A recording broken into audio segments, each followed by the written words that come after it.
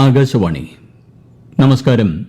പ്രത്യേക വാർത്താ ബുള്ളറ്റിൻ വായിക്കുന്നത് ഗോപകുമാർ. പശ്ചിമേഷ്യയിൽ ആക്രമണം രൂക്ഷമായി തുടരുന്നു. ഒമാനിലെ സലാല തുറമുഖത്ത് 2 ആളില്ലാ ഡ്രോണുകൾ നടത്തിയ ആക്രമണത്തിൽ പ്രവാസിയായ തൊഴിലാളിക്ക് നേരിയ പരിക്കേറ്റു.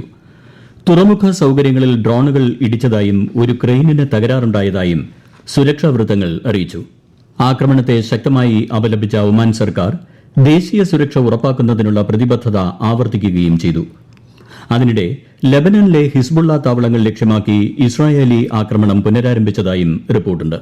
കൂടാതെ യമനിൽ നിന്നുള്ള മിസൈൽ വിക്ഷേപണം ഇസ്രായേൽ ഉദ്യോഗസ്ഥർ സ്ഥിരീകരിച്ചു. UAEയിൽ ഇന്ന് പുലർച്ചെ വ്യോമ പ്രതിരോധ സംവിധാനങ്ങൾ മിസൈലുകളും ഡ്രോണുകളും തടഞ്ഞു. പ്രതിരോധത്തിനിടെ അവശിഷ്ടങ്ങൾ തകർന്നു വീണ് അബുദാബിയിലെ ഖലീഫ സാമ്പത്തിക മേഖലയ്ക്ക് സമീപമുള്ള വ്യാവസായിക മേഖലയിൽ 2 ഇടങ്ങളിൽ തീപിടുത്തമുണ്ടായി. 5 ഇന്ത്യൻ പൌരന്മാർക്ക് ഗുരുതരമല്ലാത്ത പരിക്കുകൾ ഉള്ളതായി റിപ്പോർട്ടുണ്ട്. ഇറാനിലുടനീളം വ്യോമാക്രമണം നടത്തിയതിന് ഇസ്രായേലിന് കനത്ത വില നൽകേണ്ടിവരുമെന്ന് ഇറാൻ വിദേശകാര്യമന്ത്രി അബ്ബാസ് അരാഗ്ചി മുന്നറിയിപ്പ് നൽകി. സംസ്ഥാനത്ത് നിയമസഭയിലേക്കുള്ള തെരഞ്ഞെടുപ്പ് പ്രചാരണം ഊർജിതം. എല്ലാ രാഷ്ട്രീയ പാർട്ടികളുടെയും മുതിർന്ന നേതാക്കൾ പ്രചാരണ രംഗത്ത് സജീവമാണ്. NDAയുടെ പ്രചാരണത്തിനായി മുതിർന്ന BJP നേതാവും പ്രധാനമന്ത്രിയുമായ ശ്രീ നരേന്ദ്രമോദി നാളെ സംസ്ഥാനത്തെത്തും. ഉച്ചയ്ക്ക് 2-ന് പാലക്കാട്ട് നടക്കുന്ന NDA പൊതുസമ്മേളനത്തെ അദ്ദേഹം അഭിസംബോധന ചെയ്യും. വൈകിട്ട് 4-ന് തൃശൂർ സ്വരാജ് റൌണ്ടിലെ റോഡ് ഷോയിലും അദ്ദേഹം പങ്കെടുക്കും. LDF തെരഞ്ഞെടുപ്പ് പ്രചാരണത്തിന്റെ ഭാഗമായി മുഖ്യമന്ത്രി പിണറായി വിജയൻ രാവിലെ പാലക്കാട് എലപ്പുള്ളിയിലെ പരിപാടിയിൽ പങ്കെടുത്തു. വൈകിട്ട് കടമ്പഴിപ്പുറം, കൊപ്പം, കൂറ്റനാട് എന്നിവിടങ്ങളിലെ പൊതുസമ്മേളനങ്ങളിലും പ്രസംഗിക്കും. നാളെ മലപ്പുറത്തും തെരഞ്ഞെടുപ്പ് പരിപാടികളിൽ മുഖ്യമന്ത്രി പങ്കെടുക്കും.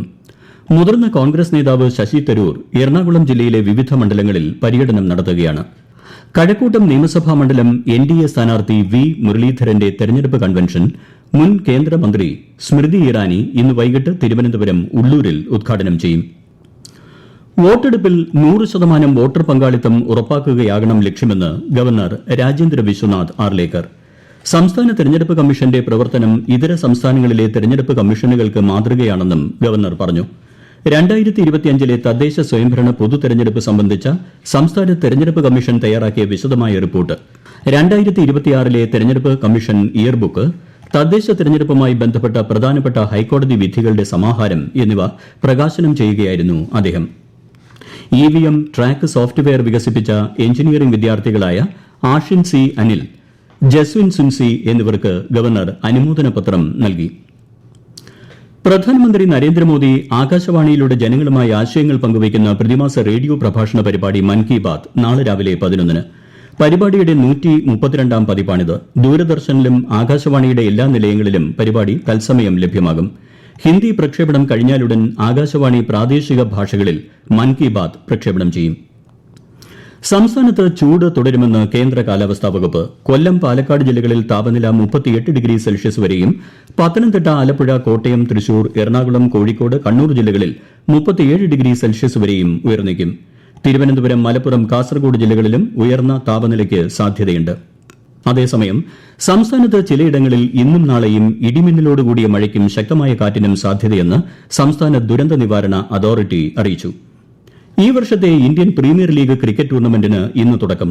ബംഗളൂരുവിലെ ചിന്നസ്വാമി സ്റ്റേഡിയത്തിൽ വൈകുന്നേരം 7:30-ന് ആരംഭിക്കുന്ന ആദ്യ മത്സരത്തിൽ നിലവിലെ ചാമ്പ്യന്മാരായ റോയൽ ചലഞ്ചേഴ്സ് ബംഗളൂരു സൺറൈസേഴ്സ് ഹൈദരാബാദിനെ നേരിടും. തിരുവനന്തപുരം സെൻട്രൽ കന്യാകുമാരി സെക്ഷനിൽ ഇരണിയൽ നാഗർകോവിൽ ടൌൺ സ്റ്റേഷനുകൾക്കിടയിലുള്ള പുതിയ ഇരട്ടപ്പാത കമ്മീഷൻ ചെയ്യുന്നതുമായി ബന്ധപ്പെട്ട് ട്രെയിൻ സർവീസുകളിൽ നിയന്ത്രണം ഏർപ്പെടുത്തുമെന്ന് ദക്ഷിണ റെയിൽവേ അറിയിച്ചു. ട്രെയിനുകൾ പൂർണ്ണമായും ഭാഗികമായും റദ്ദാക്കുകയും വഴിതിരിച്ചുവിടുകയും ചെയ്യും. ചില ട്രെയിനുകൾ വൈകി ഓടുമെന്നും ദക്ഷിണ റെയിൽവേ വ്യക്തമാക്കി.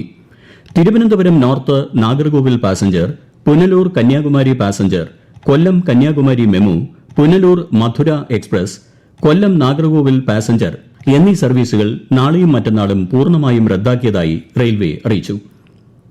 സംസ്ഥാനത്ത് വനം വകുപ്പിലെ 5 ഉദ്യോഗസ്ഥർക്ക് IFS പദവി. Saji K, Sunil Sahadevan, Vimal M, Sajeesh Kumar B, Santhosh Kumar S എന്നിവർക്കാണ് IFS ലഭിച്ചത്. ഇത് സംബന്ധിച്ച് കേന്ദ്ര പരിസ്ഥിതി മന്ത്രാലയം വിജ്ഞാപനം പുറപ്പെടുവിച്ചു. നിയമിക്കപ്പെട്ട ഉദ്യോഗസ്ഥരെ കേരള കേഡറിലാണ് ഉൾപ്പെടുത്തിയിരിക്കുന്നത്. പ്രത്യേക വാർത്താ ബുള്ളറ്റിൻ കഴിഞ്ഞു. അടുത്ത വാർത്താ പ്രക്ഷേപണം വൈകിട്ട് 6:30-ന്.